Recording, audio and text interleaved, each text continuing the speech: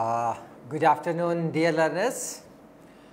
I am Professor Sunil Kumar from School of Management Studies, Indira Gandhi National Open University. So, I welcome you all in this session on accounting. So, this is basically a second lecture under MOOCs for BCom program. So, well, learners, the second lecture is based on different terminologies of accounting, and the first one is accounting as an information system, AIS. It means accounting as an information system.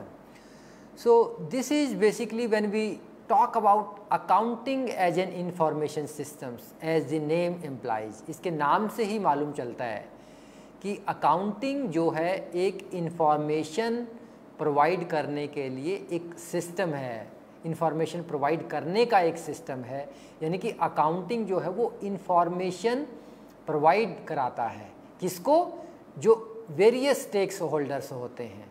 तो वो accounting जो information provide कराता है वो provide कैसे कराता है और किसी सिस्टम के तहत ही अकाउंटिंग जो है वो इंफॉर्मेशन को जनरेट करता है, प्रोसेस करता है और फिर उस इंफॉर्मेशन को जो वेरियस स्टेक्स होल्डर्स हैं उनको प्रोवाइड कराता है। तो उस सिस्टम के बारे में जो है आज हम बात करेंगे, accounting as an information system. So it is a formal process for collecting data. तो अभी हमने जैसे डिस्कस किया था फर्स्ट लेक्चर में कि हम ट्रांजैक्शंस को रिकॉर्ड करते हैं, तो उन ट्रांजैक्शंस को रिकॉर्ड करने से हमारे पास डेटा कलेक्ट होता है, processing the data into information. और फिर जब हम अकाउंटिंग ट्रांजैक्शंस जो होते हैं उनको रिकॉर्ड करते हैं, क्लासीफाई करते हैं, बैलेंसिंग करते हैं, फिर उनको ट्रायल बैलेंस में पोस्टिंग करते हैं, तो फिर on the basis of the informations provided by the trial balance we generally prepare the financial statements. तो जब फाइनेंशियल स्टेटमेंट्स हम बनाते हैं तो उसको हम प्रोसेसिंग दी डेटा बोलते हैं कि उन डेटा को हम प्रोसेस कर रहे हैं ताकि वो एक समराइजिंग फॉर्म में आ जाए और एक कंक्लूजन वाले फॉर्म में आ जाए, ताकि उन फाइनेंशियल स्टेटमेंट्स को देख करके उन फाइनेंशियल स्टेटमेंट्स के बेसिस पे जो है हम डिसीजन ले सकें, फर्म की प्रॉफिटेबिलिटी पोजीशन क्या है और फर्म की फाइनेंशियल पोजीशन क्या है। And once the data are processed into information, then these information need to be distributed to the different users. तो अभी हमने जैसे डिस्कस किया था कि once the informations are generated, it means कि आपके फाइनेंशियल स्टेटमेंट्स बन गए हैं, फाइनेंशियल स्टेटमेंट्स को एनालाइज कर लिया गया है, उनको इंटरप्रेट कर लिया गया है। तो इंटरप्रेट करने के बाद जो वो इंफॉर्मेशंस हैं उनको जो डिफरेंट यूजर्स हैं, चाहे वो एम्प्लॉयज़ हैं, मैनेजमेंट हैं, सप्लायर्स हैं, फाइनेंशियल इंस्टीट्यूशंस हैं, रेगुलेटरी बॉडीज़ हैं, लेंडर्स हैं, तो उन सब को जो है वो इंफॉर्मेशन जो है कम्युनिकेट करनी होती है। Then the purpose of an accounting information system is to collect the data. Then once the data is collected, then we need to store the data, and after storing the data, these data need to be processed, financial and accounting data, and produce financial reports, informational reports that managers or other interested parties can use to make the business decisions. So very simple, जब data को collect करते हैं, data को store किया जाता है, उसको process किया जाता है, तो ये जो सारी प्रोसेस है ये हमारी एक फाइनेंशियल स्टेटमेंट्स तैयार करने की एक पूरी की पूरी प्रोसेस है। और फाइनेंशियल स्टेटमेंट्स जब तैयार हो जाते हैं तो तैयार होने के बाद उनको एनालाइज किया जाता है, यानी कि इंटरप्रेट किया जाता है, और इंटरप्रिटेशन के बेसिस पे, एनालिसिस के बेसिस पे जो इन्फॉर्मेशन, जो रिजल्ट्स निकल के आते हैं, जो आउटकम्स निकल के आते हैं, उन आउटकम्स को डिफरेंट यूजर्स को जो है कम्युनिकेट किया जाता है ताकि वो उस पर्टिकुलर फर्म के बिजनेस के बारे में डिसीजंस ले सकें। Parts of an accounting information system. तो हमारे इस अकाउंटिंग इंफॉर्मेशन सिस्टम्स के क्या क्या पार्ट्स हैं वो मैं आप लोगों को बताना चाहूँगा, आप लोगों को डिस्कस करना चाहूँगा। सो सबसे पहला है people who use this system like accountant. So very simple कि people who use this system, तो सबसे पहले वो इंडिविजुअल जो अकाउंटिंग को यूज करते हैं, तो वो लोग जो हैं जो अकाउंटिंग, जैसे अकाउंटेंट हैं, मैनेजर्स हैं, so they are the part of accounting information systems. Then procedure and instructions are the ways that data are collected, stored and process. तो जैसे ही अकाउंटिंग इन्फॉर्मेशंस को रिकॉर्ड किया जाता है, तो उन अकाउंटिंग इन्फॉर्मेशंस को रिकॉर्ड करने के बाद उनको क्लासीफाई किया जाता है, जिसको हम डेटा स्टोर करना कहते हैं। Classification, then balancing, and then उन बैलेंसेज को ट्रायल बैलेंस में जो है पोस्ट किया जाता है, डेबिट और क्रेडिट साइड में। और एक बारी जब ट्रायल बैलेंस बन के तैयार हो जाता है, तो फिर उस ट्रायल बैलेंस के बैलेंसेस के आधार पे जो है अकाउंट्स को समराइज किया जाता है, यानी कि उनको एक शेप दी जाती है, उनको फाइनेंशियल स्टेटमेंट्स में कन्वर्ट किया जाता है। तो जो डेटा हमारे पास आया था ट्रायल बैलेंस तक, हमने उसको डेटा को जो है कलेक्ट किया, स्टोर किया, और फिर उन डेटा को प्रोसेस किया through preparation of financial statements. और जब वो डेटा प्रोसेस हो गया, तो प्रोसेस होने के बाद हमारे पास जो है फाइनेंशियल स्टेटमेंट्स बन के तैयार हो गए। Then the third one is data includes information that goes into an accounting information systems। तो ये जो डेटा अब हमारे पास रेडी फॉर्म में है, दिस डेटा इंक्लूड्स इंफॉर्मेशंस। तो जब हम फाइनेंशियल स्टेटमेंट्स को एनालाइज करते हैं, उनको इंटरप्रेट करते हैं, तो वहाँ से आउटकम्स निकल के आते हैं, वहाँ से रिजल्ट्स निकल के आते हैं, और उन रिजल्ट्स को आगे फर्दर जो है इन्फॉर्म किया जाता है, कम्युनिकेट किया जाता है। तो यही जो है हमारा एक अकाउंटिंग इंफॉर्मेशन सिस्टम का एक महत्वपूर्ण पार्ट है। Then software consist of computer program use for processing data. तो यहाँ पे मैं थोड़ा ये ज़रूर बताना चाहूँगा, जब सॉफ्टवेयर की बात आती है, तो पहले जो हमारा अकाउंटिंग सिस्टम था वो मैनुअल होता था। तो उस मैनुअल सिस्टम में तो जो शुरू के हमने 3 पॉइंट्स डिस्कस किए हैं, तो accounting as an information system वहीं पे ही समाप्त हो जाता है। लेकिन क्योंकि आजकल हमारा बिजनेस एनवायरनमेंट इतना कॉम्पिटिटिव हो गया है, टेक्नोलॉजी इतनी एडवांस हो गई हैं, कॉम्प्लेक्सिटीज इतनी ज़्यादा बढ़ गई हैं, तो उन चीज़ों को ध्यान में रखते हुए चीज़ों का ऑटोमेशन होना बहुत ही ज़रूरी हो गया था। तो अब जो है इस कंप्लीट मैनुअल सिस्टम को किसने टेक ओवर कर लिया है? अकाउंटिंग जो सॉफ्टवेयर है, जो टेक्नोलॉजी है, उस टेक्नोलॉजी ने इसको जो है टेक ओवर कर लिया है। तो इसमें जो है कंप्यूटर प्रोग्रामिंग की जब बात आ जाती है, तो softwares consist of computer programs use for processing the data. तो आजकल ये जो सारी इंफॉर्मेशंस हैं, सारा ये जो डेटा कलेक्ट करना है या फिर आपका उसको क्लासीफाई करना है, यानी कि डेटा को स्टोर करना है, प्रोसेस करना है, मीन्स अकाउंटिंग जो हमारे फाइनेंशियल स्टेटमेंट्स बनाते हैं, वो सारे के सारे जो है अकाउंटिंग सॉफ्टवेयर ही, ये सारा काम अकाउंटिंग सॉफ्टवेयर ही करता है। And then internal controls are the security measures used to protect the data। तो जब हम अकाउंटिंग सॉफ्टवेयर अकाउंटिंग की बात करते हैं, तो उस अकाउंटिंग हमारी इंफॉर्मेशंस को, उस अकाउंटिंग डेटा को जो है वो प्रोटेक्ट करने के लिए सिक्योरिटी मेजर्स भी लेने ज़रूरी होते हैं। क्योंकि ये जो मशीन से हम जो काम कर रहे हैं, तो इसके लिए सेफ्टी मेजर्स भी बहुत ज़रूरी हैं। तो इसके लिए चाहे वो सेफ्टी मेजर्स के लिए जो सॉफ्टवेयर आते हैं, वो सॉफ्टवेयर हमें इंस्टॉल करने होते हैं, ताकि हमारा जो डेटा है वो कोई हाईजैक ना कर पाए, हमारे डेटा जो है वो पायरेटेड ना हो पाए, हमारे डेटा को कोई चुरा ना पाए, हमारे डेटा को कोई डिस्ट्रॉय ना कर पाए। तो उसके लिए जो है सिक्योरिटी मेजर्स हमें लेने होते हैं, ताकि हमारा डेटा जो है हमारे एक कंप्यूटर सॉफ्टवेयर में वो हमेशा जो है सेफ़ रहे, प्रोटेक्ट रहे। Then branches of accounting. So well friends, जब हम ब्रांचेज की बात करते हैं अकाउंटिंग के, तो सबसे पहले फाइनेंशियल अकाउंटिंग की बात आती है। तो फाइनेंशियल अकाउंटिंग अभी हमने जैसे डिस्कस किया है कि फाइनेंशियल अकाउंटिंग में हम क्या करते हैं, फाइनेंशियल स्टेटमेंट्स को बनाना, और वो बनाते कैसे हैं? सबसे पहले जो transactions which are of financial character, उनको हम रिकॉर्ड करते हैं। रिकॉर्ड करने के बाद उनको हम क्या करते हैं? क्लासीफाई करते हैं। उसके बाद उनको बैलेंस करते हैं। उसके बाद हम ट्रायल बैलेंस बनाते हैं और ट्रायल बैलेंस बनाने के बाद जो है हमारे फाइनेंशियल स्टेटमेंट्स तैयार हो जाते हैं। तो ये जो फाइनेंशियल अकाउंटिंग है, financial accounting is the language of the business. तो फाइनेंशियल अकाउंटिंग से हमें ये मालूम चलता है कि जो है हम कैसा कर रहे हैं, क्या कर रहे हैं, कैसे कर रहे हैं। तो ये फाइनेंशियल अकाउंटिंग जो है डिफरेंट जो स्टेक होल्डर्स होते हैं, डिफरेंट यूजर्स होते हैं, उनको जो है बिजनेस की जो फाइनेंशियल और जो प्रॉफिटेबिलिटी पोजीशन है, तो फाइनेंशियल अकाउंटिंग के अंतर्गत ही जो है डिफरेंट यूजर्स को वो इन्फॉर्मेशन पहुंच पाती है।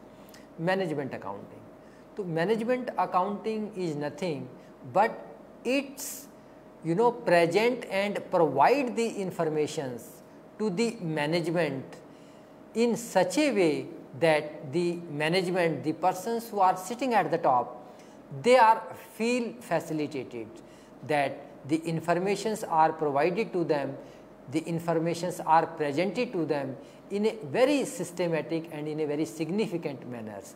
क्योंकि अगर आप इंफॉर्मेशन को रॉ फॉर्म में टॉप मैनेजमेंट के सामने प्रेजेंट करेंगे, प्रोवाइड करेंगे, तो टॉप मैनेजमेंट के लिए डिसीजन लेना बहुत मुश्किल हो जाता है।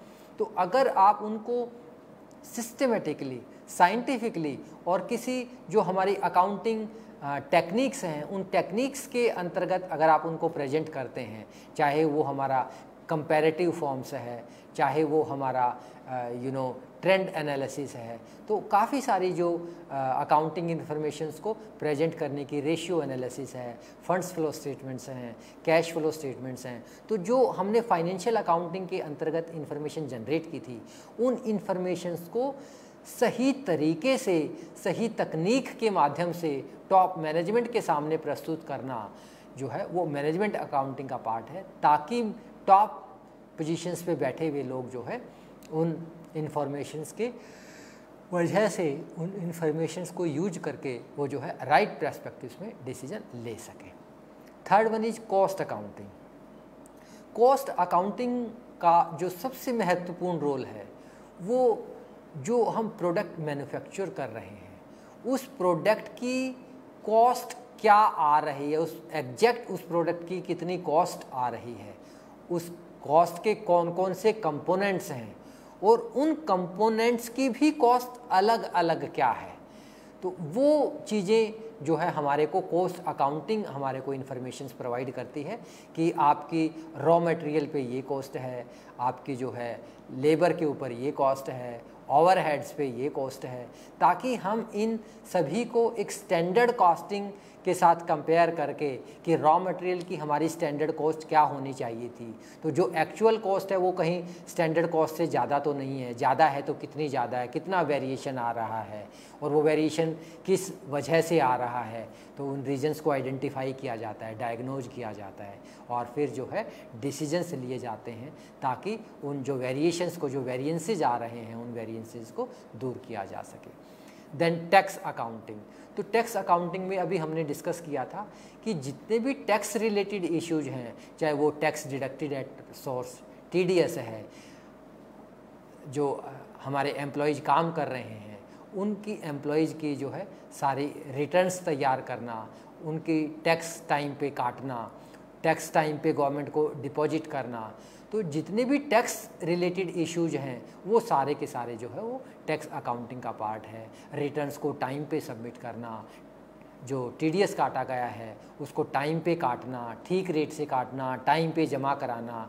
तो जो टैक्स कंप्लायंस का जो पार्ट है, वो टैक्स कंप्लायंस जो है वो टैक्स अकाउंटिंग के अंतर्गत ही आता है और टैक्स अकाउंटिंग का ही एक पार्ट है। Then forensic accounting.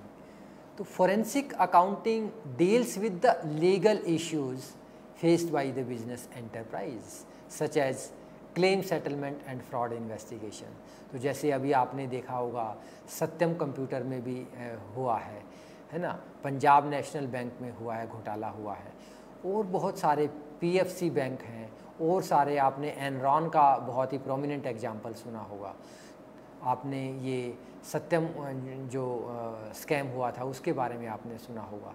तो इन फोरेंसिक अकाउंटिंग जो है ऐसे लीगल इश्यूज़ को डील करती है, चाहे वो क्लेम सेटलमेंट करना, अगर मान लो क्लोजर डाउन हो रहा है, कोई टेक ओवर कर रहा है, तो उसका क्लेम सेटलमेंट क्या होना चाहिए, और फ्रॉड इन्वेस्टिगेशन, फर्म में कोई फ्रॉड होता है तो उसको इन्वेस्टिगेट करना, तो ये सारी चीज़ें जो है वो फोरेंसिक अकाउंटिंग का पार्ट होती हैं। यानी कि जहाँ पे हमारा ऑडिट का काम कंप्लीट हो जाता है, तो ऑडिट का काम जहाँ कंप्लीट होता है उसके बाद जो है वो आपका ये फोरेंसिक अकाउंटिंग का काम शुरू होता है।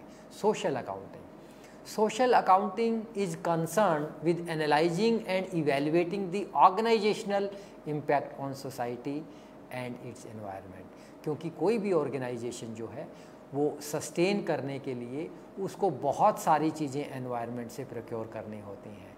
तो जब वो बहुत सारी चीज़ें अपनी सस्टेनेबिलिटी के लिए एनवायरनमेंट से प्रोक्योर करता है, तो हमारी भी उस बिज़नेस की, फर्म की ये एक एथिकल रेस्पॉन्सिबिलिटी बनती है कि हम भी उस एनवायरनमेंट को प्रोटेक्ट करें, उस एनवायरनमेंट को कुछ दें, उस एनवायरनमेंट के ऊपर हमारे जो ऑर्गेनाइजेशनल इम्पैक्ट हैं वो पॉजिटिव्स हों, नेगेटिव्स ना हों। हम उस सोसाइटी से जो ले रहे हैं तो उसके लेने के बदले हम सोसाइटी को कुछ दें, जो है कॉरपोरेट सोशल रेस्पॉन्सिबिलिटी का पार्ट है। चाहे वो हम ओपनिंग ऑफ एजुकेशनल इंस्टीट्यूशंस हैं, ओपनिंग अप ऑफ स्कूल्स हैं, हेल्थ फैसिलिटीज़ प्रोवाइड कराना, है ना। तो ये सारी चीज़ें जो है वो सोशल अकाउंटिंग का पार्ट हैं। पोल्यूशन को कम से कम मिनिमाइज करना, हमारा जो सोसाइटिकल एनवायरनमेंट है उसको पोल्यूट होने से बचाना, तो ये सारा सोशल अकाउंटिंग का पार्ट है। Then international accounting, so it deals with the issues and complications involved in doing trade in world और इंटरनेशनल मार्केट्स। तो अगर जो आज आप WTO की बात करते हो, वर्ल्ड ट्रेड ऑर्गेनाइजेशन की बात करते हो, तो वो पॉलिसीज़ क्या क्या होनी चाहिए, क्या फ्रेमवर्क होना चाहिए, ताकि उस with in that particular framework जो वर्ल्ड के सभी कंट्रीज़ हैं वो फ्रीली जो है उनकी बिज़नेस की मूवमेंट हो सके, और जो है इंटरनेशनल मार्केट जो है वो एक मार्केट बन सके। कोई भी कंट्री उस इंटरनेशनल मार्केट का जो है वो स्टडी कर सकता है, उस इंटरनेशनल मार्केट में एंट्री कर सकता है, एग्जिट कर सकता है। तो जो एक्सेस है वो इंटरनेशनल मार्केट का, that access must be open to each and every country, so that comes under international accounting. Then advantages of accounting. The first one is maintenance of business records. तो जैसा कि आपको बताया था कि जो बिजनेस ट्रांजैक्शंस होते हैं उनको प्रॉपर रिकॉर्ड करना इज़ वन एडवांटेजेस, कि उनको सही तरीके से जब भी हम कोई रिकॉर्ड ट्रांजैक्शन के बारे में जानना चाहें तो जान सकते हैं। Then preparation of financial statements, तो फाइनेंशियल स्टेटमेंट्स जो है प्रिपेयर कर सकते हैं अकाउंटिंग के बेसिस पे। Then comparison of results, accounting की वजह से ही हम अपने फाइनेंशियल स्टेटमेंट्स के जो रिजल्ट्स हैं, फर्म्स के जो रिजल्ट्स हैं, उन रिजल्ट्स को कंपेयर कर पाते हैं। Then decision making, so decision making is possible only because of the accounting system. So accounting provide us all sort of informations on the basis of which decisions are taken. Then evidence in legal matter. So if any legal issues takes place, then it is only accounting that provides the evidence, and any evidence provided by the accounting is well recognized in the law of the court. Then provides information to related parties. तो जैसे आपको बताया कि जितनी भी related parties हैं, चाहे वो एम्प्लॉयज़ हैं, चाहे वो लेंडर्स हैं, चाहे वो आप फाइनेंशियल इंस्टीट्यूशंस हैं, चाहे वो रेगुलेटरी बॉडीज़ हैं, चाहे वो सप्लायर्स हैं, चाहे वो एम्प्लॉयज़ हैं, चाहे वो ओनर्स हैं, चाहे वो मैनेजर्स हैं, तो उन सब को जो है इंफॉर्मेशन प्रोवाइड भी अकाउंटिंग की वजह से ही हो पाती है, और अकाउंटिंग ही सभी को जो है जितनी भी रेलिवेंट इंफॉर्मेशन होती हैं वो प्रोवाइड कराती है। Then helps in taxation matter, तो अकाउंटिंग अगर हमारा सिस्टम्स ठीक है, अगर हमारा अकाउंटिंग प्रोसेस हम प्रॉपरली फॉलो कर रहे हैं, तो उससे हमें अपने टैक्स इश्यूज़ को सेटल करने में बहुत आसानी रहती है, क्योंकि उसमें फिर कोई एम्बिगिटी नहीं होती। जो हमारे प्रॉफिट्स होते हैं या जो लॉसेज होते हैं वो प्रॉपरली कैलकुलेटेड होते हैं, और जब प्रॉफिट्स और लॉस हमारे प्रॉपरली कैलकुलेट किए जाते हैं, तो उसके बेसिस पे जो हमारे टैक्स लायबिलिटीज़ बनती है वो भी प्रॉपर टैक्स लायबिलिटी निकल के आती है। और जब सारी चीज़ें ठीक होती हैं तो सारी चीज़ें हमारी ठीक तभी हो पाती हैं जब हमारा अकाउंटिंग सिस्टम रोबस्ट होता है, जब हमारी अकाउंटिंग प्रोसेस को हमने प्रॉपरली फॉलो किया होता है। अकाउंटिंग प्रोसेस को एक बहुत हॉलिस्टिक वे में और बहुत ही रिलीजियसली हम उस सिस्टम को फॉलो करते हैं, प्रोसेस को फॉलो करते हैं, तो जो है वो सारी की सारी चीज़ें हमारे को टैक्सेशन से रिलेटेड जितने भी इश्यूज होते हैं उनको सेटल करने में हमारी मदद करती है। लिमिटेशंस ऑफ अकाउंटिंग, तो सबसे पहला है मेजरेबिलिटी। तो मेजर करना बहुत डिफ़िकल्ट है क्योंकि केवल जो फाइनेंशियल ट्रांजैक्शंस है उनको ही मेजर किया जा सकता है, बाकियों को नहीं किया जा सकता।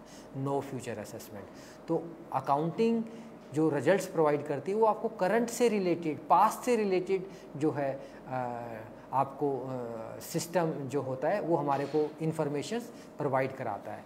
तो जो इन्फॉर्मेशंस पास्ट और प्रेजेंट से रिलेटेड होती हैं उनकी बेसिस पे फ्यूचर असेसमेंट करना कई बार बहुत रिस्की हो जाता है। जैसे कि इसमें आगे दिया हिस्टोरिकल कॉस्ट, क्योंकि अकाउंटिंग में जो ट्रांजैक्शंस रिकॉर्ड किए जाते हैं वो हिस्टोरिकल कॉस्ट से के आधार पर रिकॉर्ड किए जाते हैं, इसलिए हिस्टोरिकल कॉस्ट के आधार पे लिए गए कोई भी डिसीजंस जो हैं वो फ्यूचर में सही आएंगे इस बात की कोई गारंटी नहीं होती है।